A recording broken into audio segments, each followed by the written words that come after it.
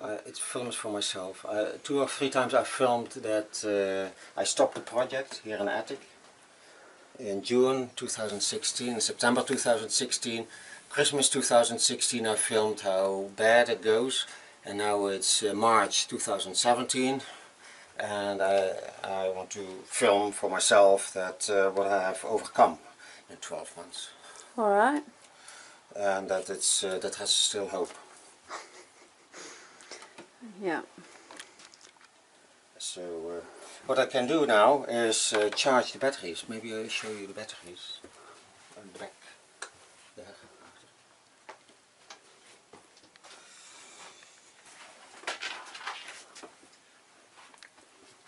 So 100 batteries.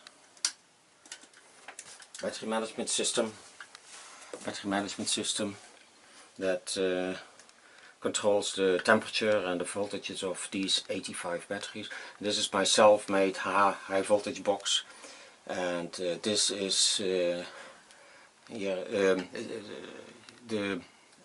copy of the inverter, so it's a big capacitor that has to be charged to 300 volts before I can switch on. So that's the meter that can do it, and if everything is okay I can load and, so to speak, charge the car. And are these lights for little chickens when they hatch to come close and warm themselves? Yes, indeed, the cat can do that. And there's a wall socket for, this goes outside, I will show you. This is terrace heater for inside. So this draws 10 amps, so after 12 hours of this the battery will be empty, but after 2 hours it's so fucking hot in this attic that you escape, and not after 2 hours but after 1 hour it stinks so dramatically that you just run out. So, I know, I've had the experience. It's disgusting. yeah, so that's a terrace heater. It's typical for outdoor use. It is also used for alternating current use, but I am running it on DC power, and it's possible. So it's the same peak voltage approximately. What I have is 280 volts, but it's DC, and it means that the power inside the terrace heater is just much more than usual with AC, but it's not a dangerous situation, and thermal load should be doable. So I'm using AC equipment. I'm also using AC fuses. The fuses are okay for direct current, but the switches are not. The switches are not suited for direct current. And I discovered several times that if you switch off a direct current, you burn the hell out of the switch, and it's a big problem.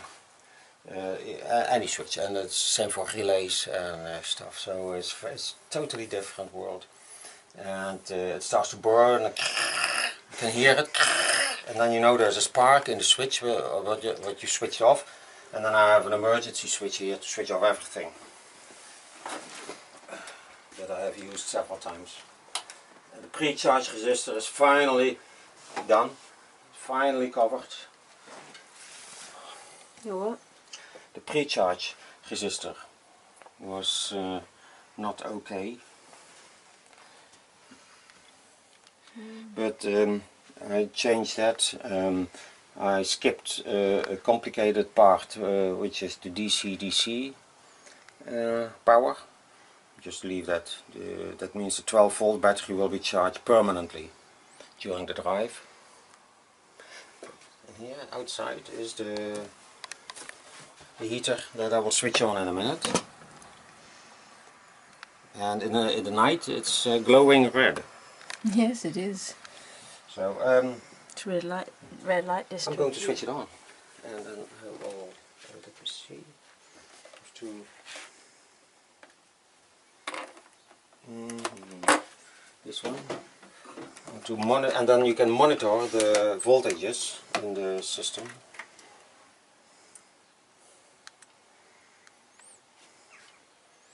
What also works is that if I charge, so that's, I will demonstrate that first. So the charger is now connected. I just added a few more wires and then suddenly it works. So that's the answer. When it doesn't Yeah, work, just add add a wires. few wires and then and just wall socket, and then the battery charger gets power, Brusa. It gives power to the battery management system, and if they, the two of them are okay, then the battery, now it's red. Where is it red? Here. Oh. Yeah, anyway, now it's okay. So you can see on the LEDs, it's okay. So this process, plugging in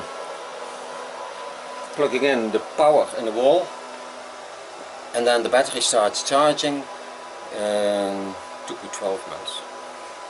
So this is finally something, and now I have to check that the battery charger has to switch off and the battery is full. So the battery management system has to say full, stop charging, and I'm going to check that if the charger then slows down. How long do you need for that? No, it's after 3 hours of charging. Charge is very rapid. It's it's the best charger.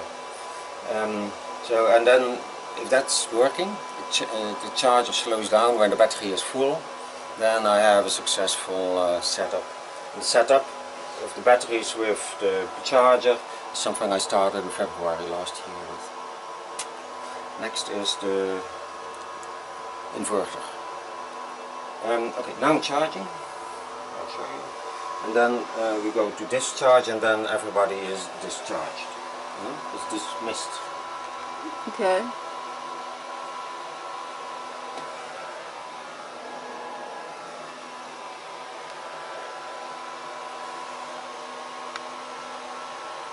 Oh man, I saw a fly.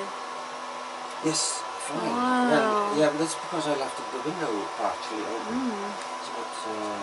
Is it so warm that we have a fly already?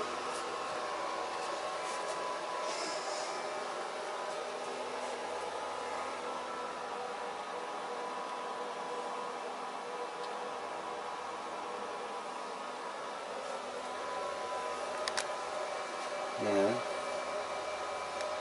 So now there's also something, man, that just doesn't work. On monitoring the system on a laptop via RS232 is shite. Anyway, the biggest problem, half of all the problems were connecting the apparatus with the PC. And here you see the lowest temperature and the highest temperature during charge process. Battery 18 is tripping. Temperature is 30 already. That's not normal. 32, and that is the one who will shut down the charging process later on. And when you charge, load the batteries, you can see which battery is then has the lowest voltage. You can see that the amperage is 10.9 amps, 11 amps, which is a nice current. Oops, I lost focus.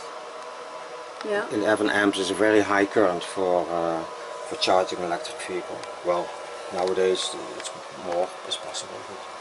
But, that means that the empty DAF will be charged in 8 hours. Wow. Maybe less. Cool. 7 or 6. Yeah. Nice. Yeah. And here I'm working on the PLC. So that is the functieblock diagram. Yeah, it's difficult to see. I'll turn it a little bit so you have shadow. And this is PLC language, and I'm working on a one of the things that I built in is there's a blue LED. The connector, the charge plug is always blue. All the electric vehicles have a blue light when you charge it, blinking. When you finish it, continuously. So the charger has 4 outputs. So I thought one of them is for the blue LED, but now it turns out I cannot program that. Oh. So now I want to, the PLC has to do it. So the PLC is collecting information from the Brusa charger. If the charger is charging, the PLC is going to switch on the blue LED, and that's something I have to incorporate here. And actually it's so complicated because it's the first time I work on a CAN bus with PLC. with the PLC on the CAN bus, I have to ask the teacher at the university. Wow. And that must be pretty something, so, right? If the student has to ask the teacher. Yeah. Well, for older students, that's not common. Right. When you have when you graduated 20 years ago, you shouldn't go to teachers anymore. Although I did actually. This week I went to Brusa, who's the microslip professor, and that was quite cool. He was so enthusiastic to explain to me all kind of mechanical details of microslip and friction. And after 20-30 minutes, he said I had to go away. I had to slow him down. And then after 20 or 30 minutes, he discovered that he told me too much and said something very complicated, which probably meant like, I'm not going to charge you for this conversation because I like you. But it was so complicated. I was looking at the man like, I'm very honored that you had this conversation with me, and it helped me a lot. And then he looked like, but he said something like, because you just walk in and I'm happy to help people. But because I know that officially teachers are not allowed to give free advice at the university. Well, maybe he thought you were genuinely interested. Yes, that is. But when he found out that it was actually for the company ASML, that changed it. Wow, it's an animal. Yeah. So now I'm going to switch on the load, and then... wow, it's so big. Not. Yes. So, watch this. The car is not rolling. That's for sure. And I will put my foot on the brake. That's the foot brake. And put my foot on the brake. Do the gear lever in neutral. That's the neutral. Switch on the contact with the key. And then with the spring-loaded key, you have to push something extra, and then everything starts. The PLC starts first, and then the pre-charge resistor in the back is going up, and eventually the gauge will go to 300 volts. Wow, lights and everything. Cool, man. So the PLC is blinking, and the relays are on, and the gauge is at 300 volts. And I will switch on the heater, the lamps, like that. And now outside. And I cannot switch it off, by the way. Because if I switch off, then the switch is not able to switch off current DC. So I have to do that a different way. Anyway, and this cable will heat up. And yeah.